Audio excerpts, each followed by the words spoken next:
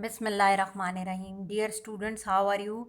Now we are proceeding our next and the last part of this topic, that is about the epilepsy and anti-epileptic drugs. और तुम लोगों को बेटा याद होगा कि हम लोग जब लास्ट टाइम डिस्कस कर रहे थे तो हम लोगों ने मैनेजमेंट की बात की थी, और ये table I have shown you in my last part of this topic कि सीज़र की टाइप्स के अकॉर्डिंगली आप कौन सी चॉइस 1, चॉइस 2, चॉइस 3 और चॉइस 4 पे जा सकते हैं। ठीक है, और इसको आप लोगों ने गो थ्रू कर लिया होगा। अब हम आगे चलते हैं। आप यहाँ पर देखें, अब हम एंटी एपिलेप्टिक ड्रग्स के जनरल साइड इफ़ेक्ट्स की बात करें। जितनी भी एंटी एपिलेप्टिक ड्रग्स ली जाती हैं उनके जनरल साइड इफ़ेक्ट्स तकरीबन सेम हैं। कुछ स्पेसिफिक साइड इफ़ेक्ट्स हैं जो कि ड्रग वाइज अलग अलग मेंशन हैं, और उसके लिए आई टोल्ड यू, जो कि इस प्रेजेंटेशन के लास्ट में भी मैंने मेंशन किया है कि कैटजंग में जहाँ पर एंटी एपिलेप्टिक ड्रग्स को सेपरेटली गिवन किया हुआ है, वहाँ पर आप लोगों ने उसको देखना है वहाँ पर कि उन ड्रग्स की कोई स्पेसिफिक साइड इफ़ेक्ट है या मैकेनिज़्म है, तो आपने उसको गो थ्रू करना है। ठीक है, ओके बेटा। आप ये देखो कि इसको आसान लफ्ज़ों में याद रखने के लिए मैंने ये एक एमनियोनिक बनाया है ABCDEFGH का, और इसका मतलब इसको हम वन बाय वन डिस्कस कर लेते हैं।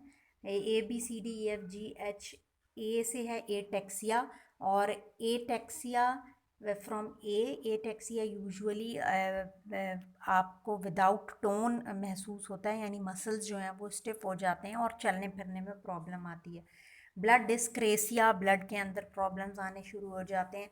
क्लेफ्ट लिप होते हैं, लिप के अंदर क्लेफ्ट हो जाते हैं, या जिसे हम कहते हैं कि शगाफ पड़ जाता है लिप्स के अंदर, वो हो सकता है। इसके अलावा इन ड्रग्स के यूज़ करने की वजह से विटामिन डी की डेफिशिएंसी हो सकती है, स्किन की एक्सफोलिएशन हो सकती है, और फिट्स भी एग्जैगरेट हो सकते हैं। ठीक है, एफ से फिट्स और जी से जीआई अपसेट हो जाती है, और हेपेटाइटिस भी कॉज कर सकती हैं ये ड्रग्स। तो इसमें आप बेसिकली ये बात जहन में रखिएगा कि जितनी भी एंटी एपिलेप्टिक ड्रग्स हैं वो सब की सब नैरो थेराप्यूटिक इंडेक्स ड्रग्स हैं। ठीक है, एन से नैरो, और वो नैरो थेराप्यूटिक इंडेक्स ड्रग्स हैं, वो सेफ़ नहीं है, सेफ्टी मार्जिन उनका ज़्यादा नहीं है। अगर हम बेंजोडाइज़ेपिन्स को यहाँ पर छोड़ दें, वो वैसे भी एक पर्टिकुलरली एंटी एपिलेप्टिक ड्रग नहीं है, रादर बेसिकली वो सेडेटिव और हिप्नोटिक की क्लास में आती है। तो एंटी एपिलेप्टिक्स जो ओल्डर हैं 1960s तक थे या 50s तक थे, और उसके बाद जितनी भी लेटेस्ट हमारे पास क्लासेस आई हैं उन सब को अगर हम डिस्कस करें तो वो सब के सब basically narrow therapeutic index drugs हैं, और ये सारी narrow therapeutic index drugs definitely low safety margin रखती हैं, तो इनको बहुत ज़्यादा केयरफुली यूज़ करने की ज़रूरत होती है। ठीक है, और अब ये देखें इसी हवाले से ही, क्योंकि ये नैरो थेराप्यूटिक इंडेक्स ड्रग्स हैं, कैटजंग में भी एंड पे ये 3 टॉपिक बहुत ख़ास तौर पर कवर किए गए हैं और उनको यहाँ डिस्कस करना बहुत ज़रूरी है। और उसमें ये है कि एंटी सीजर ड्रग्स के हवाले से हमने उनके स्पेशल एस्पेक्ट्स देखने हैं उसकी टॉक्सिकोलॉजी से रिलेटेड। ठीक है, इसमें सबसे पहले हमने जो डिस्कस किया है वो है आपका टेराटोजेनिसिटी। यू पीपल नो कि टेराटोजेनिसिटी का मतलब होता है वो टॉक्सिसिटी जो कि प्रेग्नेंट फीमेल्स की वजह से फीटस को होती है, यानी प्रेग्नेंट जो लेडीज़ हैं उन मदर्स की वजह से जो फीटस के अंदर प्रॉब्लम आती हैं, अगर वो कोई ड्रग्स यूज़ कर रही हैं, ख़ास तौर पर यहाँ हम एपिलेप्सी की बात करें, और अगर वो एंटी एपिलेप्टिक मेडिकेशन यूज़ कर रही हैं और उसकी वजह से अगर इन्फेंट के अंदर कोई भी टॉक्सिसिटी आ जाती है, कोई एबनॉर्मेलिटी या मैल फंक्शनिंग आती है किसी भी चीज़ की, तो वो बेसिकली कैटेगराइज होती है under the category of teratogenicity. हम कहते हैं कि टेराटोजेनिसिटी, और बहुत सारी ड्रग्स हमारे पास टेराटोजेनिक हैं। ये तुम लोग अगर कैटजंग में ये भी देखो तो आपको टेबल एक बना हुआ मिलेगा जिसमें ये एक्सप्लेन किया गया है कि टेराटोजेन, ये लास्ट के चैप्टर्स में देखना, एग्जैक्ट मुझे चैप्टर याद नहीं है, I will tell you after checking कि टेराटोजेनिसिटी क्या होती है, और टेराटोजेनिसिटी को हमने जो ड्रग्स हैं उनको कैसे क्लासिफाई किया है। उन ड्रग्स को बेसिकली हमने कैटेगरी ए में, बी में, सी में, डी में, और डी के बाद एक्स में, इन 5 कैटेगरीज़ में डिवाइड किया हुआ है। Now you people have to have a look over it, और आपने मुझे देखकर ये बताना है कि मैं सून इसको, जैसे आपका प्रीवियस असाइनमेंट मिलता है तो मैं असाइनमेंट में भी डाल दूँगी कि आपने ये चीज़ चेक करनी है कि टेराटोजेनिक ड्रग्स की जो कैटेगरीज़ हैं, ए कैटेगरी है तो वो क्या मेंशन कर रही है, बी कैटेगरी है तो वो क्या मेंशन कर रही है, सिमिलरली सी डी और एक्स सो ऑन है, तो उससे आपको क्या चीज़ समझ आती है। तो आओ अब हम यहाँ बात करते हैं बच्चों टेराटोजेनिसिटी, ख़ास तौर पर एंटी सीज़र ड्रग्स के हवाले से। जितनी भी एंटी सीज़र ड्रग्स हैं या एंटी एपिलेप्टिक ड्रग्स हैं, उनका एक ख़ास फैक्टर टेराटोजेनिसिटी भी है। बहरहाल ये चीज़ बहुत ही ज़्यादा अभी तक कंट्रोवर्शियल है, ये देखो यहाँ पर मैंने लिखा भी है, लेकिन ये चीज़ इम्पॉर्टेंट है। कंट्रोवर्शियल क्यों कहा गया है? कंट्रोवर्शियल इसलिए कहा गया है कि अनफॉर्चुनेटली हमारे पास एक बात तो ये कि इतना डाटा अभी तक अवेलेबल नहीं है, क्योंकि प्रेग्नेंट विमेंस जो हैं उनसे रिलेटेड, और फिर जो चाइल्ड्स में टॉक्सिसिटी या मेल फंक्शनिंग आ रही है, तो उसका इतना सफिशिएंट डाटा नहीं है कि हम इसकी प्रॉपर एक क्लासिफिकेशन या डिस्क्रिप्शन दे सकें। एक बात ये, दूसरी बात ये है कि जब क्लिनिकल ट्रायल्स किए गए तो कुछ ऐसे पेशेंट्स भी मिले एपिलेप्सी के, यानी पर्टिकुलरली ऐसी फीमेल्स, प्रेग्नेंट फीमेल्स मिली जो कि प्रॉपर एंटी एपिलेप्टिक मेडिकेशंस नहीं ले रही थी। तो अगेन आपका डाटा इतना ज़्यादा सक्सेसफुल या ऑथेंटिक नहीं हुआ, इसलिए हम कहते हैं। और तीसरी बात ये कि कुछ केसेस में ऐसा भी हुआ कि अगर टेराटोजेनिसिटी आ रही है तो वहाँ पर जेनेटिक फैक्टर बहुत ज़्यादा स्ट्रॉन्ग था। ये देखो यहाँ मैंने लिखा भी है जेनेटिक फैक्टर के बारे में, जेनेटिक फैक्टर बहुत स्ट्रॉन्ग था, और because of the strong genetic factor जो भी मेल फंक्शनिंग या एबनॉर्मेलिटी, या यहाँ मैं टेराटोजेनिसिटी का ही लफ्ज़ यूज़ करूँगी, अगर वो बच्चों में आ रही है तो वो रीज़न एंटी एपिलेप्टिक ड्रग्स नहीं बल्कि जेनेटिक रीज़न बन गया। दैट इज़ वाई अभी तक ये ख्याल किया जाता है कि एंटी सीज़र ड्रग्स की वजह से टेराटोजेनिसिटी एक कंट्रोवर्शियल आस्पेक्ट है। एनीवेज ये चीज़ क्लियर है कि इसकी वजह से टेराटोजेनिसिटी डेफिनेटली हो सकती है, क्योंकि ये ड्रग्स बेसिकली सीएनएस डिप्रेसेंट हैं, एक्शन पोटेंशियल को इनहिबिट करके ब्रेन को, न्यूरॉन्स को काम करने की कोशिश करती हैं, एक बात। और दूसरी बात ये कि they are basically narrow therapeutic index drugs, उनका सेफ्टी मार्जिन बहुत ही कम है। उन केसेस में ये बहुत सारे एक्सपर्ट ख्याल करते हैं कि ये ड्रग्स टेराटोजेनिक हैं, और इस सिलसिले में ख़ास तौर पर फेनेटॉइन के बारे में ये ख्याल किया जाता है कि फेनेटॉइन को अगर यूज़ करते हैं तो उससे फीटल हाइडेंटॉइन सिंड्रोम जो है वो सामने आता है, यानी वो मदर्स जो प्रेग्नेंट हैं और अगर फेनेटॉइन के ऊपर होती हैं तो वहाँ पर बेबी में टेराटोजेनिसिटी या ये फीटल हाइडेंटॉइन सिंड्रोम के चांसेस वहाँ पर, जो कि फीटल टॉक्सिसिटी ही है, ये बढ़ जाती है। और यही ख्याल किया जा रहा है कार्बामेज़ेपिन और फिनोबार्बिटाल के बारे में भी कि इनकी वजह से भी फीटस में प्रॉब्लम्स आती हैं। ठीक है, तो ये मेल फंक्शन इवन जो वेलप्रोएट है, न्यू ड्रग्स जो आपके पास आई हैं, वेलप्रोइक एसिड, उसकी वजह से भी ख्याल किया जाता है कि स्पेसिफिक मेल फॉर्मेशन, और ख़ास तौर पर वो मेल फॉर्मेशन स्पाइना बाइफिडा में आता है। स्पाइना बाइफिडा में यही होता है कि जो स्पाइनल कॉर्ड होती है बच्चे की, फीटस की, उसके अंदर गैप आ जाता है और उसकी वजह से प्रॉपर उसका स्ट्रक्चर नहीं बन पाता है। तो ये ख्याल किया जाता है कि वेलप्रोइक एसिड की वजह से 2% रिस्क होता है कि चाइल्ड को स्पाइना बाइफिडा हो जाता है, और यही ख्याल टोपिरामेट के बारे में भी किया जाता है। ये सबसे लास्ट में टोपिरामेट का वर्ड यहाँ लिखा हुआ है। ठीक है बच्चों, तो ये क्लियर हो गया तुम लोगों को टेराटोजेनिसिटी, टॉक्सिसिटी के हिसाब से। इसके अलावा second aspect anti scissor drugs का जो हम डिस्कस करेंगे वो है बच्चों विड्रॉल का। ऑफ कोर्स जितनी भी सीएनएस की ड्रग्स हैं, हम इससे पहले एंटी डिप्रेसेंट को और सेडेटिव हिप्नोटिक्स या जो एंटी एंजाइटी ही हैं, वो बेसिकली हम उनको डिस्कस कर चुके हैं कि इन ड्रग्स का विड्रॉल इतना आसान नहीं होता है, और इन ड्रग्स का अगर आप विड्रॉल कराते हैं तो उनको बेसिकली विड्रॉल सिम्टम्स आना शुरू हो जाते हैं। और कुछ कंडीशन में ऐसा भी होता है कि अगर इन मेडिकेशंस का विड्रॉल कराया जाता है तो इनके विड्रॉल से वो डिज़ीज़ ही एक्सैगरेट हो जाती है। फॉर एग्जांपल, अगर किसी पेशेंट को एपिलेप्सी है और वो एंटी एपिलेप्टिक मेडिकेशंस पर है बहुत अरसे से, और आपने उसकी एंटी एपिलेप्टिक मेडिकेशंस को विड्रॉ कर लिया है सडनली, तो उससे ये होता है कि हो सकता है कि उसकी वो एपिलेप्सी या सीजर्स या फिट्स जो हैं वो मज़ीद एनहांस हो जाएं, ठीक है। तो ये देखो यहाँ वही हम बेसिकली बात वही होती है कि आपने क्या करना है, आपने ड्रग्स की टेपरिंग करनी है, उसकी डोज की टेपरिंग करनी है। Never withdraw the drug at once, ठीक है। स्पॉन्टेनियसली कभी भी नहीं हटाएं। अगर एक पेशेंट एंटी एपिलेप्टिक मेडिकेशन पर है और आप उसको एब्रप्टली हटा लेंगे, पेशेंट को सिवियर विड्रॉल सिम्टम्स आएंगे। Withdrawal symptoms means those unbearable symptoms which arises when the drug is suddenly withdrawn.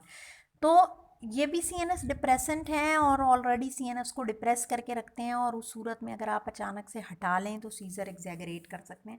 Basically हम वही टेपरिंग करते हैं। टेपरिंग का मतलब होता है कि हम उसकी डोज को रिड्यूस करते हैं, एंड आफ्टर रिड्यूसिंग और लोअरिंग द डोज, अगर वो 3 टाइम्स लेता है कोई टैबलेट, हम उसको पहले 2 टाइम करते हैं स्लोली, फिर वंस डेली कर देते हैं, ओडी कर देते हैं, और फिर उसके बाद उसको वहाँ से हटाने की कोशिश करते हैं। अब्रप्टली कभी भी नहीं हटाते।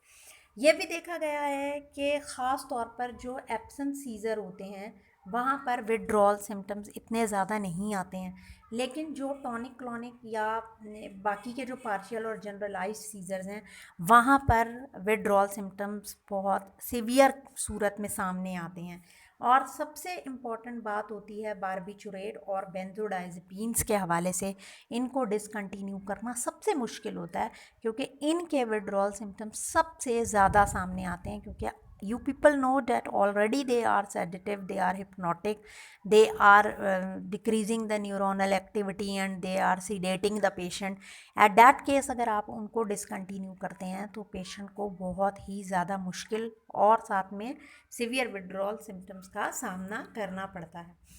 तो ये बात याद रखो बच्चों कि आपने कभी भी, क्योंकि एपिलेप्सी ख़ुद भी बहुत ज़्यादा हेट्रोजीनस है और इस केसेस में कोई उसका एक रीज़न नहीं है, यानी डाइवर्स्ड हैं उसके कॉजेज़, उसके रीज़न उन केसेस में।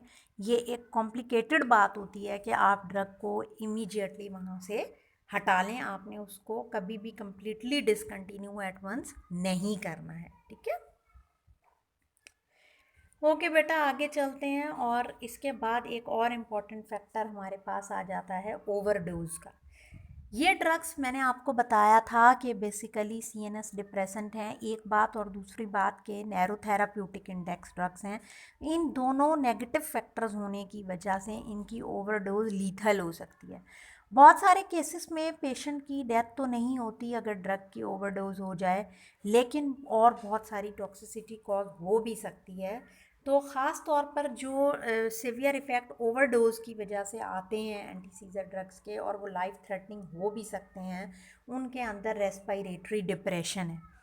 बिकॉज ये सीएनएस डिप्रेसेंट हैं तो डेफिनेटली आपका जो रेस्पिरेटरी सेंटर है वो भी मेड्यूला में है, ब्रेन में है।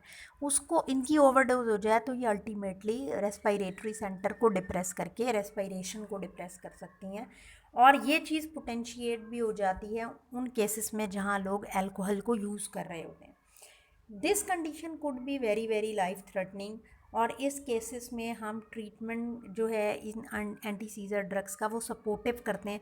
ऐसा कभी भी नहीं करते कि हम स्टिमुलेंट्स वहाँ पर देना शुरू कर दें, क्योंकि हमारे पास सीएनएस स्टिमुलेंट्स भी हैं जो जिस तरह सीएनएस डिप्रेशन सीएनएस को डिप्रेस करते हैं। सीएनएस स्टिमुलेंट्स के चैप्टर भी तुम लोग आगे पढ़ोगे इंशाल्लाह। सीएनएस जो स्टिमुलेंट्स हैं वो बेसिकली सीएनएस को स्टिमुलेट कर देते हैं और हाइपर एक्टिव कर देते हैं। लेकिन ये गलती हम कभी भी नहीं करते हैं एंटी सीजर के ओवरडोज के केसेस में। वो और ज़्यादा भयानक सूरत सामने आ सकती है। That could be much much lethal situation कि आप सीएनएस को ऑलरेडी एक तरफ आपने डिप्रेस किया था, उस ड्रग की भी ओवरडोज हुई जिससे डिप्रेस हुआ, और अब आपने इमीडिएटली उसको स्टिमुलेट कर दिया, तो आप सोचें कि पेशेंट कहाँ जाएगा, ठीक है। हम हमेशा सपोर्टिव ट्रीटमेंट करते हैं, कोशिश करते हैं कि जो इफ़ेक्ट्स आ रहे हैं उसको ओवरकम करें, और एंटी सीजर ड्रग्स को रिमूव करने में हम जल्दी करते हैं। फॉर एग्ज़ाम्पल इन केसेस में आप एल्कलेनाइजेशन भी कर सकते हैं, जो हम बारबिचुरेट्स में बात कर रहे थे। लेकिन अगेन फेनिटॉइन वगैरह के केस में, जैसा कि फेनिटॉइन एक वीक एसिड है, अगर वहाँ पर आप एल्कलेनाइजेशन करेंगे कोई भी बाइकार्बोनेट देकर यूरिन की, इसकी एक्सक्रीशन को बढ़ाने के लिए, यूजुअली वो इतना इफ़ेक्टिव नहीं होता है, इनइफेक्टिव होता है, ठीक है। तो इनकी ओवरडोज को हमेशा आपने ख्याल करना है। यही रीज़न होता है, जब हम मैनेजमेंट की बात कर रहे थे तो हमने ये बात डिस्कस की थी बच्चों, तुम लोगों को याद होगा कि हमने ये डिस्कस किया था कि हम कोशिश करते हैं कि अगर एक ड्रग से प्रॉपर ट्रीट नहीं हो रहे सीज़र्स तो हम उस ड्रग के साथ बजाय उसकी डोज़ को इंक्रीज़ करने के व्हाट वी डू कि हम एक और ड्रग का एडिशन कर देते हैं, कॉम्बिनेशन करते हैं और दोनों ड्रग्स को कम डोज पे देते हैं। दैट इज़ द रीज़न हम सीज़र्स को समहाउ कंट्रोल करने की कोशिश करते हैं। हम कभी भी ड्रग की डोज को इंक्रीज़ करने की तरफ नहीं जाते हैं। व्हाट वी ट्राई कि हम सीज़र्स को कंट्रोल करें। हम 2 से कंट्रोल नहीं होता तो हम 3 का कॉम्बिनेशन भी दे देते हैं और कोशिश करते हैं कि तीनों ड्रग्स की डोज जो है वो कम हो, क्योंकि टॉक्सिसिटी की तरफ जो है वो पेशेंट ना जाए। This is what we want to prevent, ठीक है। उसके बाद हमारे पास एक और फैक्टर है जो कि सुसाइडैलिटी का है। सुसाइड बहुत कॉमन है।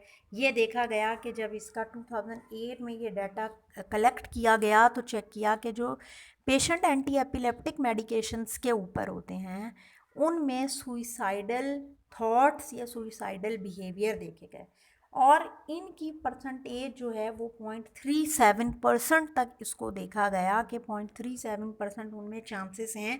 इसका मतलब ये हुआ कि 2 आउट ऑफ 1000 जो हैं पेशेंट्स उनको सुसाइडल थॉट या बिहेवियर आते हैं और वो सुसाइड की तरफ जा सकते हैं। ये वो तमाम कंडीशंस हैं जिनको आपने मॉनिटर करना होता है अगर आप उनको एंटी सीजर ड्रग्स पे रखते हैं, ठीक है। This is my last slide of this topic और मैंने ये स्लाइड्स तुम लोगों को LMS पे शेयर भी कर दी हैं बच्चों। आप ये देखें कि आपने क्या काम करना है। आपको मैं कुछ असाइन कर रही हूँ। आपने कैटजन खोलनी है और उसमें एक टेबल दिया हुआ है समरी के नाम से एंटी सीजर ड्रग्स का।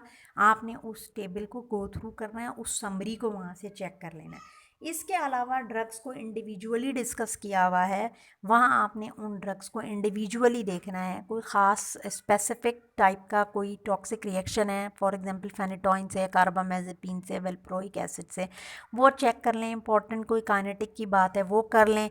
जनरल एडवर्स इफेक्ट तो मैंने आपसे डिस्कस कर ही लिया है। एंटी एपिलेप्सी के मैकेनिज़्म भी मैंने सबका डिस्कस कर लिया है कि कौन सी ड्रग किस आइन चैनल पे काम कर रही है या कौन सी ड्रग जो है वो गाबा के थ्रू काम करिए या ग्लूटामेट एक्साइटेटरी न्यूरोट्रांसमीटर के ऊपर काम करिए। तो ये 2 काम आप लोगों ने करने हैं और इसके अलावा अगर आपके क्वेश्चंस हों तो मोस्ट वेलकम, वो हम अपना डिस्कस करेंगे और होपफुली के बहुत सारे क्वेश्चन हमारे जो अभी जूम पे इंटरेक्टिव सेशन हुआ था उससे भी आप लोगों के क्लियर हो गए होंगे। ओके बेटा, फिर आप इसको गो थ्रू करें। ये टॉपिक आपका ख़त्म होता है और आपको कोई क्वेश्चन हो तो वो ज़रूर पूछिएगा। Good luck for you and take care. Allah हाफिज़ बच्चों।